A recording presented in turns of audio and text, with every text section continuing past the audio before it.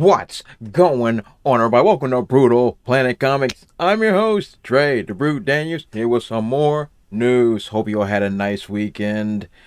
Ooh, we got some news. We got some Eternals news. Oh, sweet Jesus. So, the Eternals producer, Nate Moore, confirms the MCU isn't done with them yet. Say what? Does anybody care?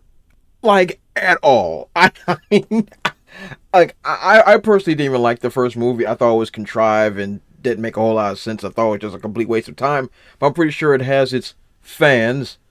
I use that term loosely. But let's just go over this article from CBR. Boy, oh boy, oh boy, oh boy, oh boy. So, Nate Moore confirms that the Eternals will return to the MCU, promising fans that we have not seen the last of those characters. While speaking to Phase Zero about the next cinematic entry in the MCU, Black Panther Wakanda Forever, producer Nate Moore was asked about the possibility of an Eternal sequel. Another Marvel film he produced that was directed by Chloe Zhao and introduced an entire new team to the franchise. Though he did not share any specific plans, Moore confirmed that the Eternals will appear in the MCU's future. I don't want to spoil anything, but we have not seen the last of those characters. So, if you remember from that movie, a couple of them got axed off, but I don't even care about that. Does anybody care about any of these characters? Does anybody want to see Athena or Icarus? Well, he might be dead. Sprite? Is literally anybody excited about these characters at all? I mean that legitimately. Because I felt nothing for any of these characters in that 2-hour slog fest of garbage. Does anybody care about these characters? I don't. I don't at all. Literally, I don't care.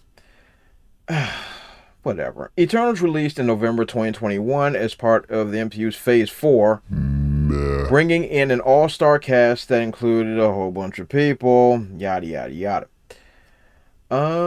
The film's post-credits scene also introduced actor-musician Harry Styles as Star Fox, Thanos' brothers, which doesn't make any sense because we don't have any Thanos anymore, but doesn't matter. And Patton Oswalt's voiced Pip the Troll. Though some characters meet their tragic end in this movie, it leaves off on a dramatic cliffhanger. I wouldn't call it dramatic. With others in a precarious position. Let's just talk about that for a second. So it ends with one of the Celestials being turned to stone. I guess that's what it is, or ice or whatever.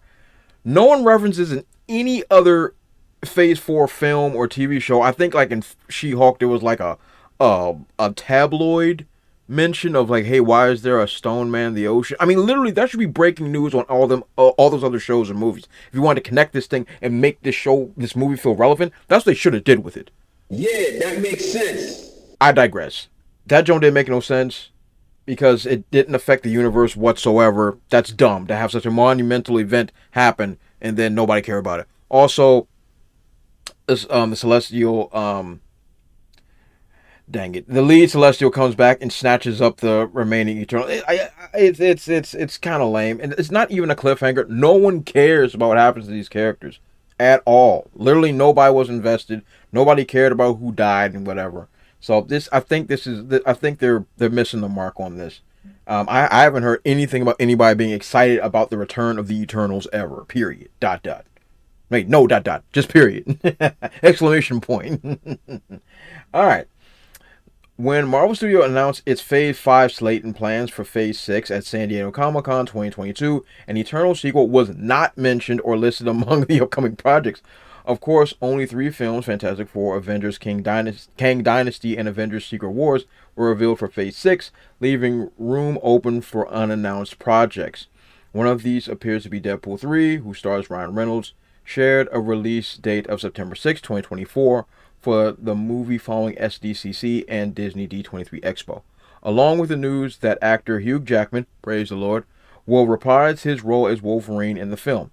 Later in October, Deadpool 3 release date was delayed, among a whole bunch of things, along with the dates planned for Fantastic Four, Blade, and Secret Wars. So, you know,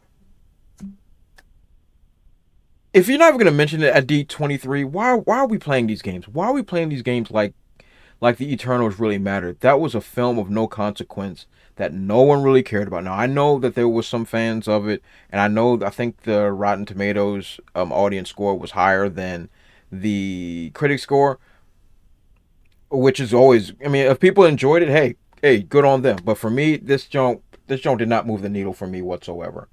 Um,